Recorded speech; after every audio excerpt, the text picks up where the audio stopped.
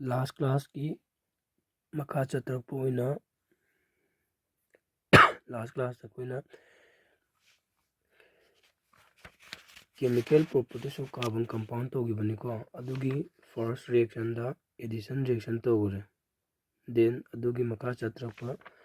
oina ngasina mu addition reaction da bromination to ko number 2 da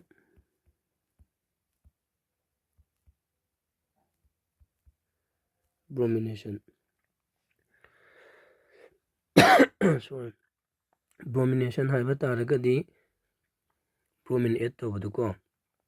chlorine add toragana chlorination aduna general oina koina group 17 hairagadi fluorine chlorine bromine iodine asi add tobagi process to koina kai haini halogenation haina khangne ko maramdi sigi group se koina kai haina khangne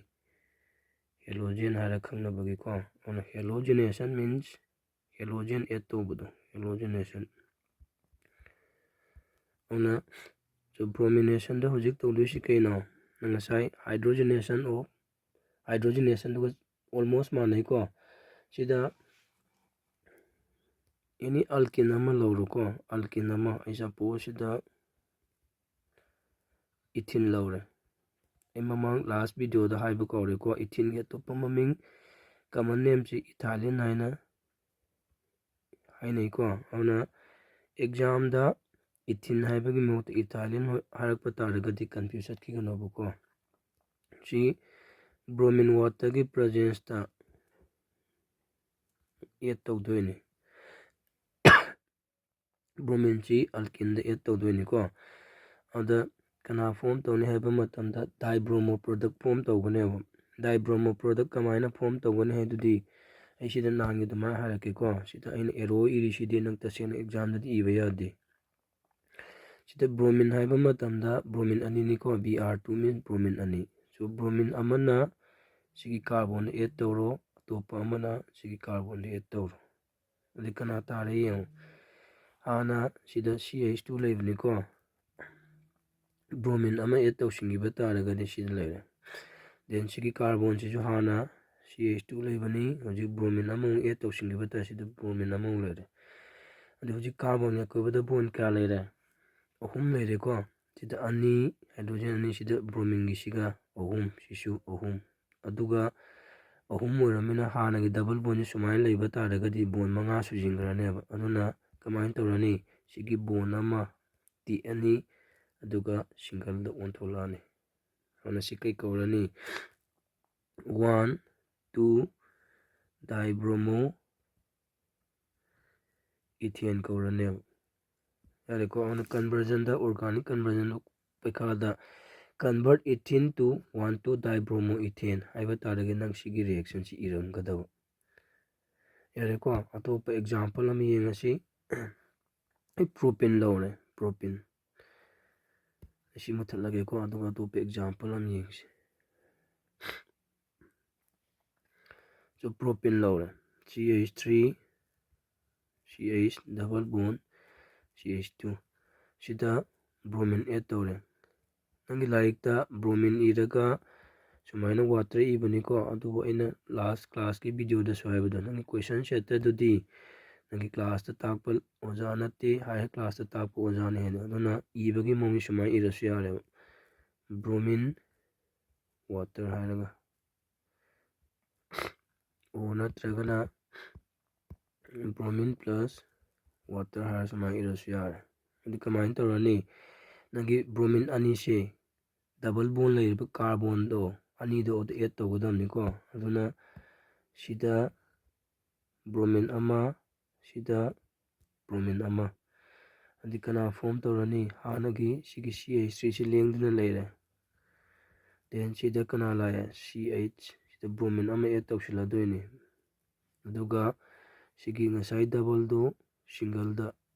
double do ama bond ama break tawro single ole ko sina kana lani ch2 br de sina kai kawani 1 2 dibromo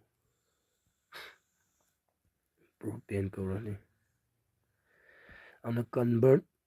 propane to propene to 1,2 dibromopropane ꯍꯥꯏꯕ ꯇꯥꯔꯒꯗꯤ ꯁꯨꯃꯥꯏꯅ ꯏꯕ ꯇꯥꯔꯦ ꯁꯤꯗ ꯁꯤꯒꯤ ꯔꯤꯑꯦꯛꯁꯟꯁꯤꯃ ꯅꯪꯒꯤ previous year ꯀ꯭ꯋꯦꯁꯟꯗ ꯌꯥꯝ ꯇꯣꯏꯅ ꯍꯟꯖꯤꯟ ꯍꯟꯖꯤꯟ ꯍꯪꯕꯅꯤꯀꯣ ꯑꯗꯨꯒ ꯈ꯭ꯋꯥꯏꯗꯒꯤ ꯏꯝꯄꯣꯔꯇꯦꯟ ꯑꯣꯏꯕꯗꯤꯀꯣ ꯅꯪꯒꯤ ꯁꯤꯒꯤ ꯔꯤꯑꯦꯛꯁꯟꯁꯤ ꯇꯦꯁ ꯐꯣꯔ ꯑꯟꯁꯦꯆꯨꯔꯦꯁꯟ ꯍꯥꯏꯅ ꯍꯥꯏꯅꯩꯌꯦꯕꯀꯣ test for unsaturation. Test for unsaturation means nangi compound do unsaturated oibra saturated oibra ida yengadabako oda kamai test tawni suppose me na compound ama pire khalle saturated oiba yai unsaturated oiba yai kaigumba mina pireba compound sina nangi unsaturated compound that means double bond triple bond yauba compound oiramabako adu oiba taragadi nangi sida nana add tawriba bromine se sida add tawriba bromine se sigi color se orange color neba yabra ana nangi sigi given compound se hydrocarbon se unsaturated oiramba taragadi nan hapiba bromine gi orange color se decolorize tawgineba that means color mangkineba kigmu color mangi bataragadi ngasai mina pirebe compound nan kari haiba yare unsaturated compound haradaba aduga kaigumba mina pirebe compound da bromine hapa matungda bromine orange color do change tawdaba taraba adi mina pirebe compound unsaturated compound natre yare ko ona test for unsaturation ji yam maru oibaniko sida nangi like tasu irimiko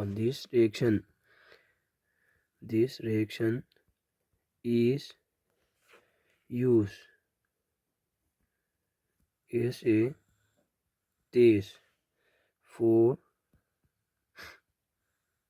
unsaturated organic compound haraga